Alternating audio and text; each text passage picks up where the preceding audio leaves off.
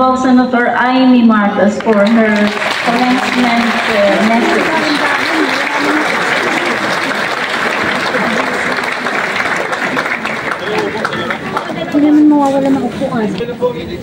So, Senator Amy Marcos, experience as a politician and public servant. Applause to our commencement speaker, Honorable Senator Amy Marcos.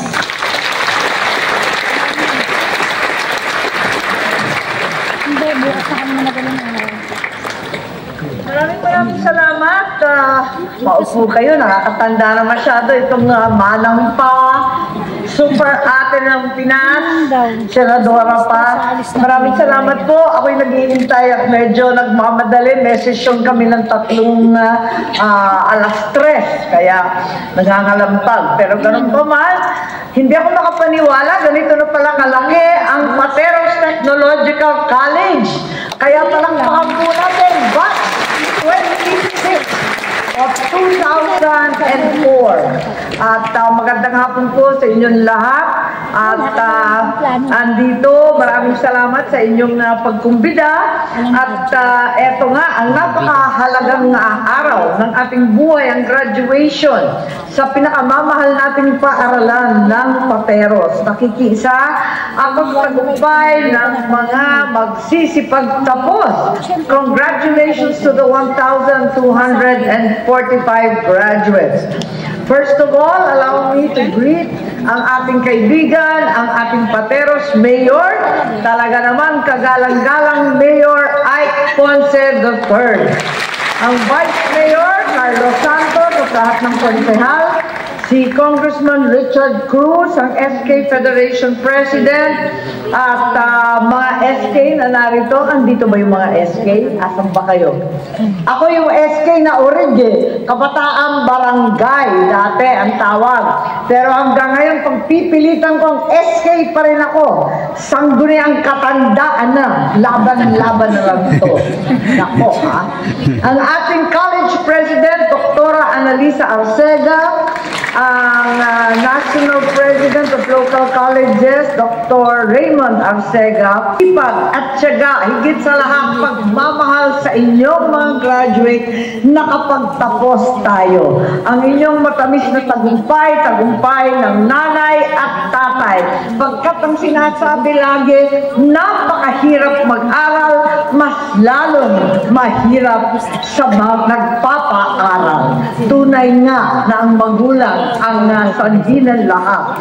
Again, let's give a warm round of applause to those who made this possible. And today we see all the graduates here sa iba't ibang mga faculty, iba't ibang tinapos, higit sa lahat. Okay, maupo kayo at yung mga hindi nabanggit, sana naman top-notcher man lang kayo sa puso ng jowa ninyo. Pwede na rin. Sa ating mga graduates, nakakatuwa na makita kayong lahat. Ano nga sabi? Di baling walang date. Basta ngayon, nakapag-graduate. O, diba?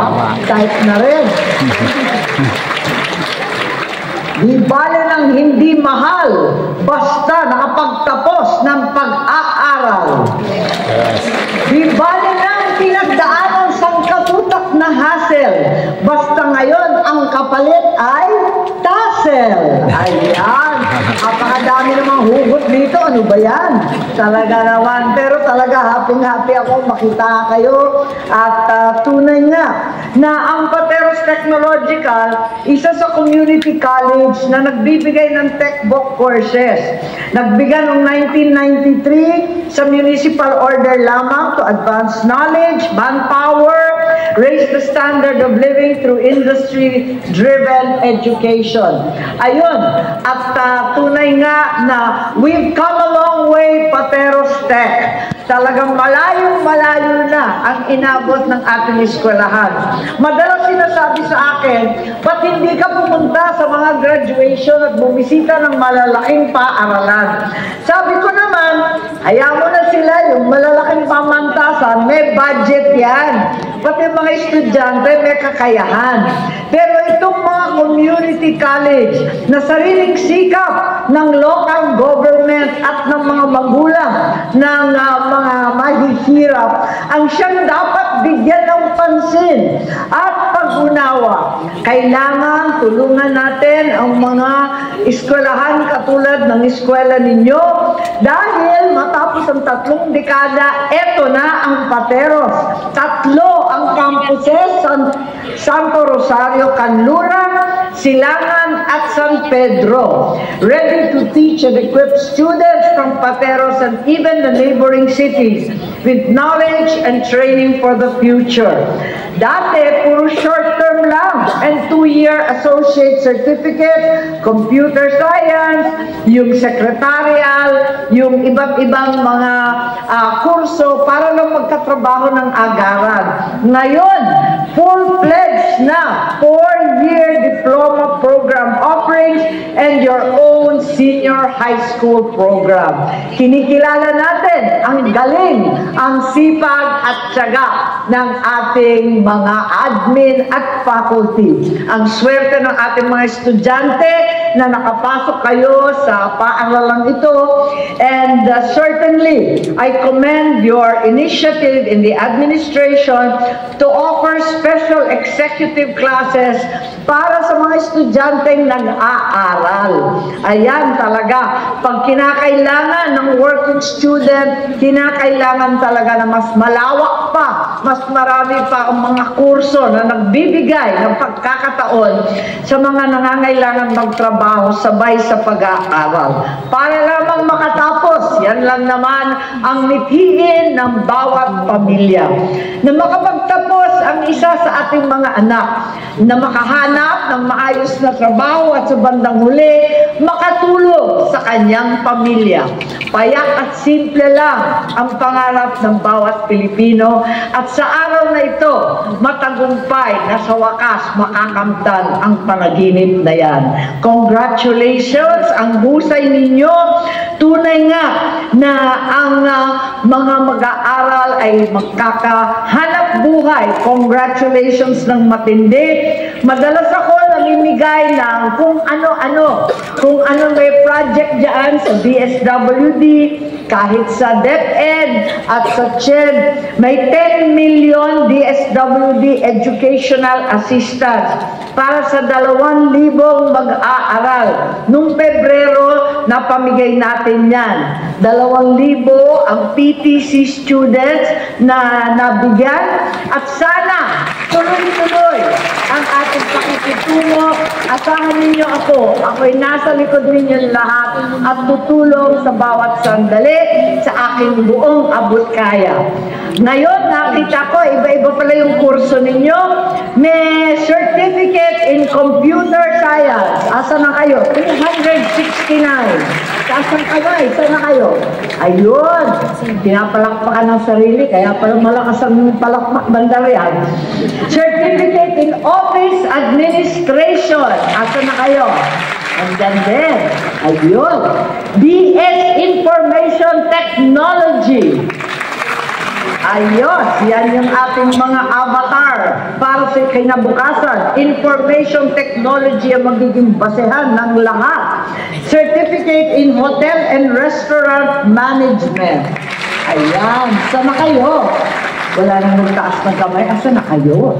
Ayan. And BS Office Administration. Ayun. Eto pala yung nasa harap. Kaya sa inyong lahat, kayo nga ang tunay na Avengers sa ating kinabukasan. Kayo ang inaasahan namin na magbabago ng ating lipunan, na magbigay ng pagkakataon sa mga nangangailangan ng tulong at magbibigay ng magandang bukas sa bawat Pilipino. Prioridad mula pa sa aking ama ang mga eskwelahan. Dahil yung tatay ko, yung ORIG, ang OG na President Ferdinand Edralin Marcos ang siyang nagbigay ng Educational Development Decree, PD 68 nung panahon na yon. May Educational Assistance Act pa. Kaya tinutuloy ko lamang ang aming tradisyon sa pamilya tiyak na laging tulungan, laging unahin ang ating mga mag-aaral. Hawak na ninyo ang bukas, hindi lamang sa mga araw na hinaharap, kundi sa ngayon. Alam natin na maraming payo binibigay ng inyong magulang at mga nakatatanda sa atin. Ang masasabi ka lang, huwag matakot mangarap. Walang imposible. Ngayon, ang pagkakataon ninyo na subukan ang lahat, kahit sabihin kakalimutan kung saan kayo nanggaling, sa Pateros Tech. Dito kung saan nabigyan kayo ng magandang oportunidad na umahon sa kahirapan at alalahanin anuman ang meron kayo namin ang inyong patuloy na tagumpay. Good luck, Godspeed, and congratulations at mabuhay PTC Class of 2024. Mabuhay ang kabataang Pilipino, mabuhay ang Pateros Tech. Maraming salamat sa inyong lahat. Thank you, Honorable Senator Amy Marcos. Maybe go